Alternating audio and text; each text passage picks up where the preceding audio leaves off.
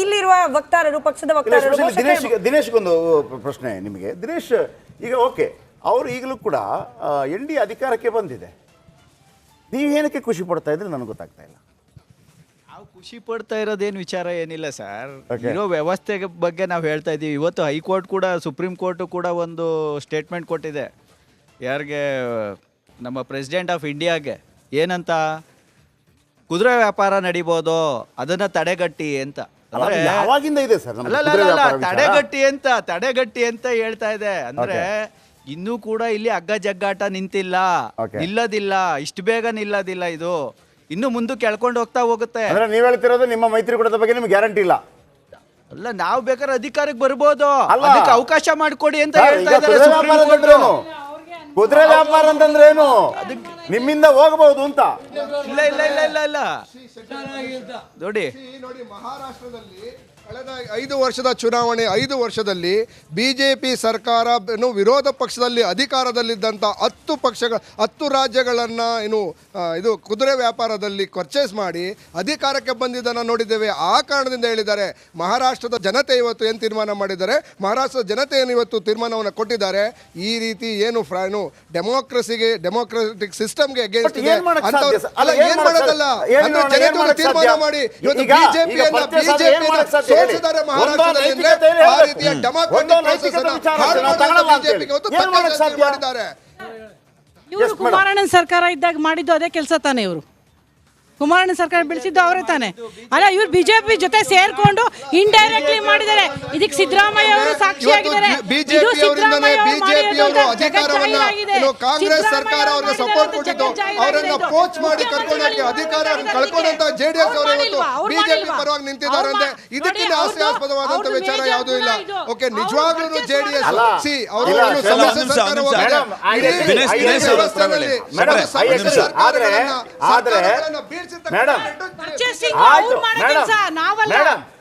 ನೀವು ಯಾವಾಗಿಂದ ಹೇಳ್ತಾ ಇದ್ದೀರಿ? ಮೊನ್ನೆ ಕುಮಾರಸ್ವಾಮಿ ಮತ್ತು ಕಾಂಗ್ರೆಸ್ ನಡುವಿನ ನಡೆದಂತ ಸಮ್ಮಿಶ್ರ ಸರ್ಕಾರದ ಬಗ್ಗೆ ಹೇಳ್ತಾ ಇದ್ದೀರಿ. ನಾವು ಸ್ವಲ್ಪ 10 ವರ್ಷ ಹಿಂದಕ್ಕೆ ಹೋಗೋಣ.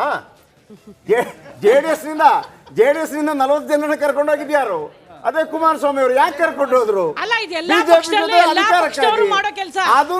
ಒಂದೇ ಪಕ್ಷಕ್ಕೆ ಸೀಮಿತವಾಗಿ ಇಡಬಾರ್ದು. ರಾಜಕೀಯದಲ್ಲಿ ಎಲ್ಲಾ ಪಕ್ಷದವರು ಮಾಡೋ ಕೆಲಸ ಇದು. ಒಂದೇ ಪಕ್ಷಕ್ಕೆ ಯಾಕೆ ಸೀಮಿತ ಮಾಡ್ತೀರಾ? ಒಂದೇ ಪಕ್ಷ ಯಾಕೆ ಅವ್ರು ದೂರ ಆರೋಪ ಮಾಡೋಂಗಿಲ್ಲ. ಒಂದ್ ನಿಮಿಷ ಶೆಟ್ರೆ, ಇವತ್ತಿನ ವಿಚಾರ ಒಂದ್ ನಿಮಿಷ ದಯವಿಟ್ಟು ನನ್ನ ಮನವಿ.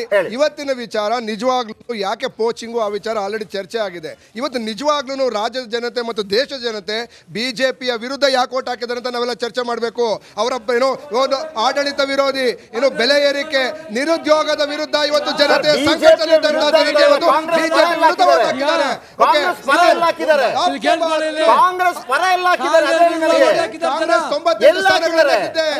ಕಾಂಗ್ರೆಸ್ 98 ಸ್ಥಾನಗಳಿದೆ.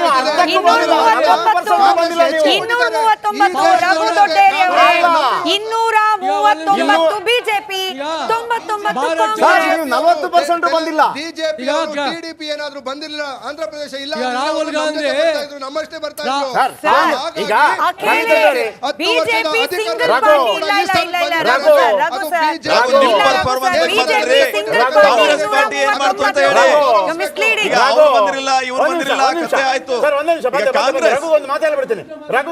ರಘು 272 ಪೈಕಿ ಬಿಜೆಪಿ 80% ಹತ್ತಿರಕ್ಕೆ ಬಂದಿದೆ. 80% ಹತ್ತಿರಕ್ಕೆ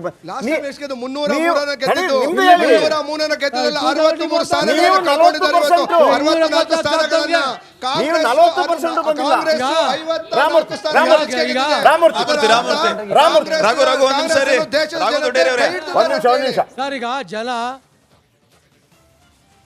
ಹೇಳೋದಷ್ಟೇ, ಇವರು ಇಡೀ ದೇಶದ ಬಗ್ಗೆ ಮಾತಾಡೋದಲ್ಲ. ಇಡೀ ದೇಶದಲ್ಲಿ ರಾಹುಲ್ ಗಾಂಧಿ ಅವರು ಭಾರತ್ ಜೋಡೋ ಯಾತ್ರೆ ಮಾಡಿದ್ರು. ಅವ್ರ ಕಲ್ಪನೆ ಏನಿತ್ತು? ಇಡೀ ಜನ ಆಶೀರ್ವಾದ ಮಾಡ್ತೀವಿ ಅಂತ ಹೇಳೋದು. ಇವಾಗ ತಾನೇ ಮೀಡಿಯಾದಲ್ಲಿ ಸಿದ್ದರಾಮಯ್ಯನವರು ಒಪ್ಕೊಂಡಿದ್ದಾರೆ, ನಮ್ಮ ನಿರೀಕ್ಷೆ 20ಕ್ಕಿತ್ತು, ಜನ ಅಷ್ಟೇ ನನಗೆ ಆಶೀರ್ವಾದ ಮಾಡಿದ್ದು ಅಂತ. ಜನ ಒಪ್ಕೋಬೇಕು. JDS ನ ಅಲೆಯಲ್ಲಿ ಜನ ಕರ್ನಾಟಕದಲ್ಲಿ ಹಳೆ ಮೈಸೂರು ಭಾಗದಲ್ಲಿ ಇವತ್ತು ಬಿಜೆಪಿ ಗೆದ್ದಿದೆ ಅಂದ್ರೆ ಅದು JDS ಜನ ಇವತ್ತು JDS ಇಂದ ಅಲೆಯಲ್ಲಿ ಬೀಗುತ್ತಿದೆ. ಜನ ಆಶೀರ್ವಾದ ಮಾಡಿದ್ದಾರೆ. ಜನ ನೋಡಿ ಮಧ್ಯ ಮಧ್ಯ ಬಂದು ಬಿಜೆಪಿ ಒಂದು ಸ್ಥಾನ ಕಂಪ್ಲೀಟ್ ಮಾಡಿ 100% ಕಾಂಗ್ರೆಸ್ ಎಲ್ಲ ಏ ರಘುವರೇ, ನಿಮ್ದು ಆಡಳಿತ ಪಕ್ಷ ರೀ, ನಿಮ್ ಪರ್ಫಾರ್ಮೆನ್ಸ್ ಬಗ್ಗೆ ಮಾತಾಡಿ ನೀವು. ನಿಮ್ದು ಆಡಳಿತ ಪಕ್ಷ, ಅದ್ರ ಬಗ್ಗೆ ಹೇಳಿ. ರಾಮಮೂರ್ತಿ ಅವರು ಮಂತ್ರಿ ಮಾಡ್ತಾರೆ. ಅಲ್ಲ, ಒಂದು ಪಾಯಿಂಟ್ ನೋಡಿ, ಕಳೆದ ಚುನಾವಣೆಯಲ್ಲಿ ಕೊಳ್ಳುವಿಕೆ. ಗೆದ್ದಿದ್ವಿ. ಅವ್ರು ಮಾತಾಡೋ ಸ್ಟಾಪ್ ಮಾಡಬೇಕು.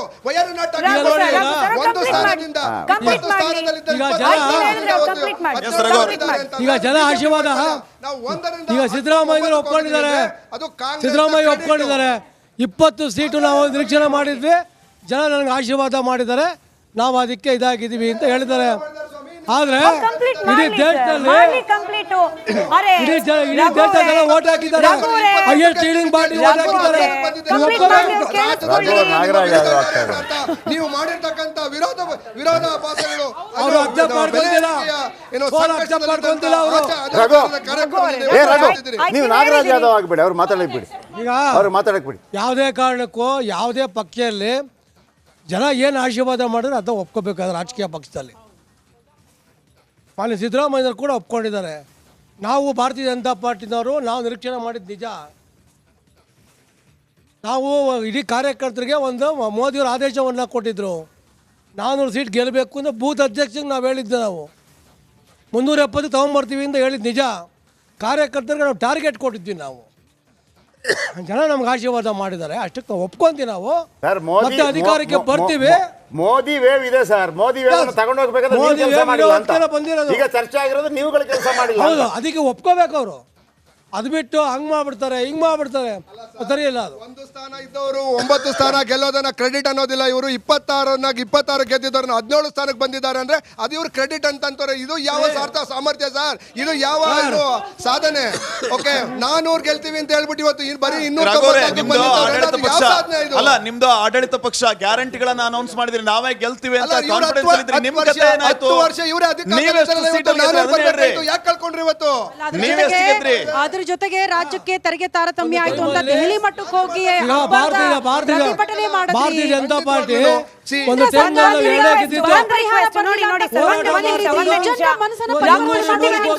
ಶ್ರುತಿ ಒಂದ್ ನಿಮಿಷ ಒಬ್ರಾದ್ಮೇಲೆ ಒಬ್ರು ಮಾತನಾಡಿಪ್ಪ. ಇಲ್ಲಿ ತನಕನೇ ಕೇಳಿಸ್ತಿಲ್ಲ, ಇನ್ನು ಆಡಿಯನ್ಸ್ ರಘು ಅವರೇ ಅವ್ರು ಮುಗಿಸ್ಬಿಡ್ಲಿ, ರಾಮಮೂರ್ತಿ ಅವ್ರು ಮುಗಿಸ್ಲಿ, ಆಮೇಲೆ ನೀವು ಉತ್ತರ ಕೊಡಿ. ಈಗ ಒಂದು ಟೈಮ್ನಲ್ಲಿ ಭಾರತೀಯ ಜನತಾ ಪಾರ್ಟಿ ಗೆದ್ದಿದ್ದು ನಾವು ಎರಡೇ. ಲಾಸ್ಟ್ ಟೈಮ್ 303ಕ್ಕೆ ನಾವು ಗೆದ್ದಿರೋದು. ಬೇರೆ ಬೇರೆ ಫ್ಯಾಮಿಲಿ ಥರ ಒಂದೇ ಕುಟುಂಬಕ್ಕೆ ನಾವು ಬಂದವರಲ್ಲ, ಒಂದೇ ಆಸ್ತಿ ಅಲ್ಲ. ಅದು 2 ಸೀಟಿನಿಂದ 303ಕ್ಕೆ ಬಂತು. ಜನ ಆಶೀರ್ವಾದ ಮಾಡಿದ್ದಾರೆ. ನೀವೇನ್ ಹೇಳ್ತಾ ಇದ್ರಿ? ಕಾಂಗ್ರೆಸ್ ಮುಕ್ತ ಭಾರತ, ಕಾಂಗ್ರೆಸ್ ಮುಕ್ತ ಭಾರತ ನಿಮಗೆ ಮಾಡೋಕ್ಕಾಗೋದಿಲ್ಲ ಅಂತ ಒಪ್ಕೊಳ್ಳಿ ಫಸ್ಟ್. ಆ ಥರ ಅಲ್ಲ, ಜನ ಆಶೀರ್ವಾದ ಮಾಡಿದ್ದಾರೆ, ಒಪ್ಕೊಂಡಿದ್ದೀವಲ್ಲ. ಜನ ಆಶೀರ್ವಾದ ಮಾಡಿದ್ದಾರೆ, ಡಬಲ್ ಆಯ್ತು. ಅಧಿಕಾರಕ್ಕೆ ಬರ್ತೀರ. ಅವ್ರು 100% ಜಂಪ್. ಅವ್ರ ಅಧಿಕಾರಕ್ಕೆ ಬಂದಿಲ್ಲ ನಿಜ, 100% jump. Karnataka what about Karnataka? 900% jump. Karnataka ಏನಾಯ್ತು? ಕರ್ನಾಟಕ ಏನಾಯ್ತು ಸ್ವಾಮಿ? ಆದ್ರೆ 20 ಡಬಲ್ ಡಿಜಿಟ್ ಹೇಳಿದ್ರು. ಡಬಲ್ ಹಿಟ್ ಮಾಡ್ತೀವಿ ನಾವು ಹೇಳ್ತಾರೆ. ನೀವು 400 ಹೇಳಿದ್ರೆ ಬರ್ಲಿಲ್ಲ, 10 ಹೇಳಿದ್ರೆ ಬರ್ಲಿಲ್ಲ. ಅದೇ ಇವ್ರು ಹೇಳ್ತಾ ಇದ್ದಾರಲ್ಲ, ಇವಾಗ ಇದೆಲ್ಲ ಸುಳ್ಳು ಗ್ಯಾರಂಟಿಗಳು. ಆ ಗ್ಯಾರಂಟಿಗಳು ಇವಾಗ ಇಲ್ಲಿ ಕೇಳಿ ಸುಳ್ಳು ಅಂತ ಅಲ್ಲ, ಗ್ಯಾರಂಟಿಗಳು ನಿಜವಾಗ್ಲೂ ಎಷ್ಟು ಅಮೆಂಡ್ಮೆಂಟ್ ಕರೆಕ್ಟಾಗಿ ಆಗಿದೆ ಹೇಳಿ. ಬರೀ ಇದು ಏನು ಮಹಿಳಾ ಸಾರಿಗೆ ವ್ಯವಸ್ಥೆ ಒಂದು ಪರವಾಗಿಲ್ಲ ಅಂತ ಹೇಳ್ಬೋದು, ಯಾಕಂದರೆ ದೇವಸ್ಥಾನಗಳು ಇಂಪ್ರೂವ್ಮೆಂಟ್. 2,000 ರೂಪಾಯಿ. ಹೌದು, ಅದು ಎಷ್ಟು ಜನಕ್ಕೆ ಹೋಗಿದೆ? ತುಂಬ ಕಮ್ಮಿ ಜನಕ್ಕೆ ತಲುಪಿದೆ. ಇನ್ನೊಂದು ಏನಂತ ಫೇಲ್ ಮಾಡಿದ್ದಾರೆ ಅಂತಂದ್ರೆ, ಇವಾಗ ಇವರು ಇವಾಗ ಇವರು ಏನಂತ ಈ ಸರ್ಕಾರ ಅಧಿಕಾರಕ್ಕೆ ಬಂದ ತಕ್ಷಣನೇ ಇವರೆಷ್ಟು ಭ್ರಷ್ಟಾಚಾರ ಸ್ಟಾರ್ಟ್ ಆಯಿತು. ಮೊದಲನೇದಾಗಿ YST tax, Yatindra tax start ಆಯಿತು. ಇವ್ರು ಏನಕ್ಕೆ BJP ಆ್ಯಂಟಿಯಿಂದ ಇವರು ಅಧಿಕಾರ ಪಡೆದ್ರು. ಯಾಕಂದರೆ BJPನಲ್ಲಿ 40% ಕಮಿಷನ್ ಇದೆ, ಭ್ರಷ್ಟಾಚಾರ ಇದೆ ಅಂತ ಅಂದ್ಬಿಟ್ಟು ಇವ್ರು ಅಧಿಕಾರಕ್ಕೆ ಬಂದರು. ಸುಳ್ಳು ಗ್ಯಾರಂಟಿಗಳನ್ನ ಘೋಷಿಸ್ಕೊಂಡು ಉಚಿತ, ನಿಶ್ಚಿತ, ಖಚಿತ ಅಂತ ಅನ್ಕೊಂಡು ಬಂದ್ಬಿಟ್ಟು ಇವಾಗ ಏನು ಮಾಡ್ತಾ ಇದ್ದಾರೆ ಇವರು? ಅವ್ರನ್ನ ನಮ್ಮ BJP ಅವ್ರನ್ನ 40% ಅಂದರೆ ಇವಾಗ ಇವರು 80%ಗಿಂತ ಜಾಸ್ತಿ ಭ್ರಷ್ಟಾಚಾರ ಮಾಡ್ತಾ ಇದ್ದಾರೆ. ಬ್ರ್ಯಾಂಡ್ ಬೆಂಗಳೂರು ಎಲ್ಲೋಗಿದೆ? ಬ್ಯಾಡ್ ಬೆಂಗಳೂರು ಆಗಿದೆ. ಬಾಂಧವ್ಯ ನೋಡಿ ನಮ್ಮ ಬಿಜೆಪಿ ಅವರು. ಹೌದು, ಮೊನ್ನೆ ನೋಡಿ ಹೇಳದೆ ಕುಮಾರಣ್ಣನಿಗೆ ಮಂತ್ರಿ ಮಾಡಲ್ವಾ? ಬ್ಯಾಡ್ ಬೆಂಗಳೂರು ಆಗಿದೆ. ಮೇಡಮ್ ಮಾತಾಡಿದ್ರಿ, ಒಂದು ರಿಯಾಕ್ಷನ್ ತಗೊಂಡ್ಬಿಡ್ತೀನಿ. ಪ್ರಾಬ್ಲಮ್ ಆಯ್ತು, ಒಂದ್ಸಲ ಹೋಗಿದ್ದಾರೆ.